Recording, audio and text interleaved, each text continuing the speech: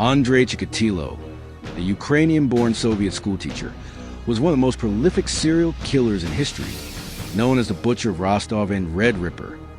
Between 1978 and 1990, he sexually assaulted, murdered, and mutilated at least 52 women and children across the Russian, Ukrainian, and Uzbek Soviet republics, confessing to 56 killings. His crimes included stabbing, cannibalism, and necrophilia.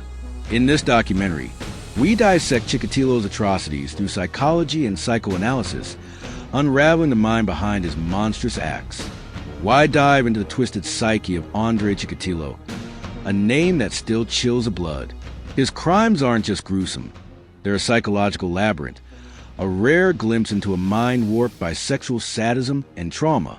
Chikatilo didn't just kill. He carved his victims like trophies, feeding on their pain in a way that screams for analysis. Picture this. December 1978, Shakhty, Russia. 9-year-old Yelena Zakotnova follows a kind stranger to a shack. Hours later, her body's found in the Gruesome River, stabbed, choked, her eyes slashed. In 1981, 21-year-old Larissa Tkachenko's corpse lies in a Rostov forest, beaten, strangled, her body torn by teeth and sticks. By 1990, 22-year-old Svetlana Korostik is discovered near a train station, gutted, her tongue and genitals gone. These weren't random acts. They were rituals, driven by a psyche so broken demands we ask, why? His methods, luring kids and women with promises, then unleashing hell, make him a haunting case study in depravity. Let's start at the beginning, where the monster was born. Andrei Romanovich Chikatilo came into the world on October 16, 1936, in Yabloknoye, Ukraine, during Stalin's brutal famine. Britannica describes a childhood of starvation, with millions dying and cannibalism rumors swirling. His mother, Anna, told him his older brother Stepan was eaten by neighbors, a story unverified but seared into his mind. Psychologically, this is complex trauma, planting seeds of fear and fascination with death. His father, Roman, was captured by Germans in World War II, branded a coward, shaming young Andrei, bullied relentlessly. He went to bed into his teens, a sign of anxiety and shame for psychology today. Chikatilo was a loner, burying himself in books, especially tales of Soviet soldiers torturing Nazis. This obsession with pain hints at sadistic fantasies forming early. At 15, his only sexual experience ended in premature ejaculation, earning mockery that deepened his sexual shame.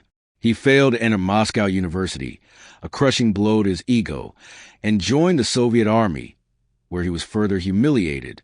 By 1963, he married Faina, fathering 2 kids, but his impotence plagued him.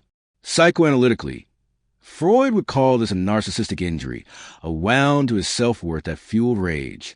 He earned a degree from Rostov Liberal Arts University in 1971, becoming a teacher. But his career unraveled. Parents accused him of molesting students, forcing resignations.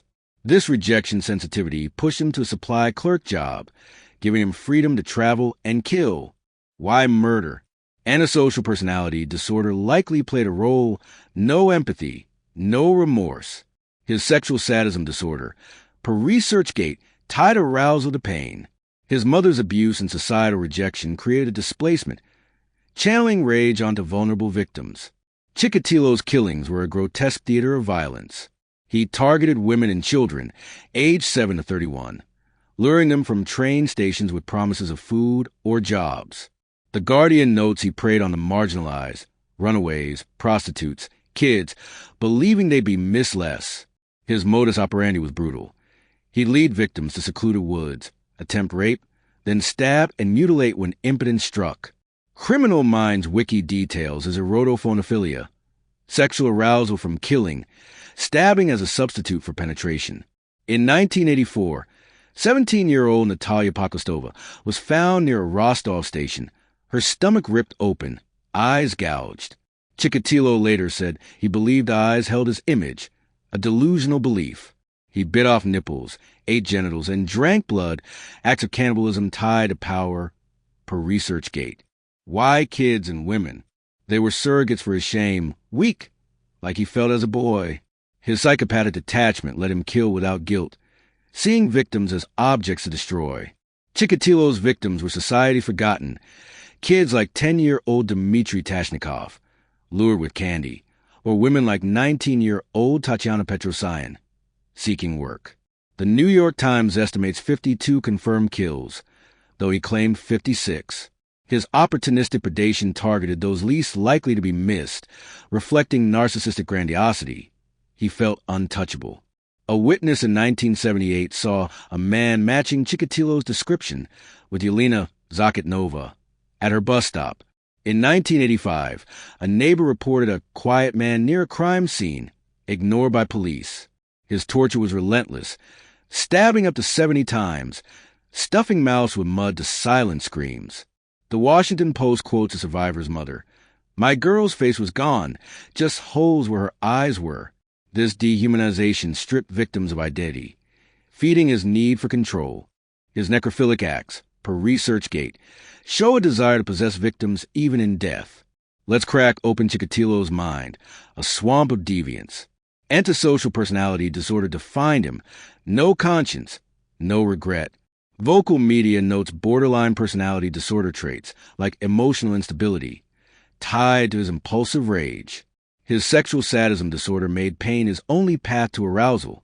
The Journal of Forensic Psychiatry and Psychology cites hydrocephalus at birth, causing brain lesions and impotence, fueling his violence. Psychoanalytically, his mother's abuse and the famine's horrors created a primal wound. Freud's ID ruled him, raw urges unchecked by morality. Jung's shadow fits, his kind teacher, facade hid a beast.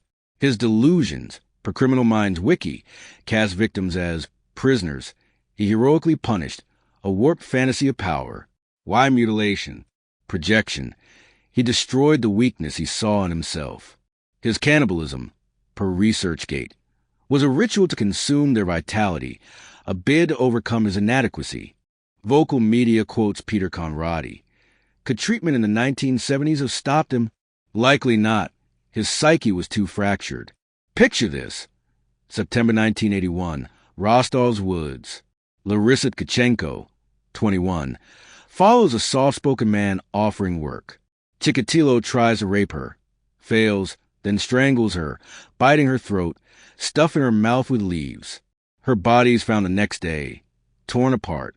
Or August 1984, Donskoy Station. Natalia Poklostova, 17, trusts a grandfatherly figure. The Guardian reports her corpse, eviscerated, eyes gone, genitals eaten. A witness told police, "He looked so normal," chatting with her. In 1990, Svetlana Korostik, 22, vanishes near Leskov Station. Wikipedia details her remains. Stabbed 38 times, tongue severed, stuffed with mud. Chikatilo confessed, "I felt like a crazed wolf." Each kill was a ritual, prolonged, deliberate, designed to save her suffering. His calm precision, per ResearchGate, shows psychopathic control, turning humans into prey. Chikatilo's reign ended in November 1990. After killing Svetlana Korostik, he was spotted with blood on his face near a station. Arrested with a knife and rope in his briefcase, he confessed to 56 murders. The Guardian reports he led police to bodies, like Alexei Kobatov's, buried in a Shakti cemetery. At his 1992 trial, caged of protection from victims' families, he sang and ranted, denying some killings while confessing to others. Convicted of 52 murders, he was executed by gunshot on February 14, 1994. His last words, "Don't blow my brains out. The Japanese want to buy them." Philosophically, Chikatilo's life was a nihilistic void. He lived for his urges, rejecting meaning or morality. From a Nietzschean lens, his will to power was warped into sadistic domination, a perverse rebellion against his powerless youth. Existentially, he was a man lost in his own darkness, killing to feel alive. The New York Times notes his case spurred Soviet forensic reforms, a grim legacy. Chikatilo wasn't just a killer. He was a mirror to the abyss of human depravity.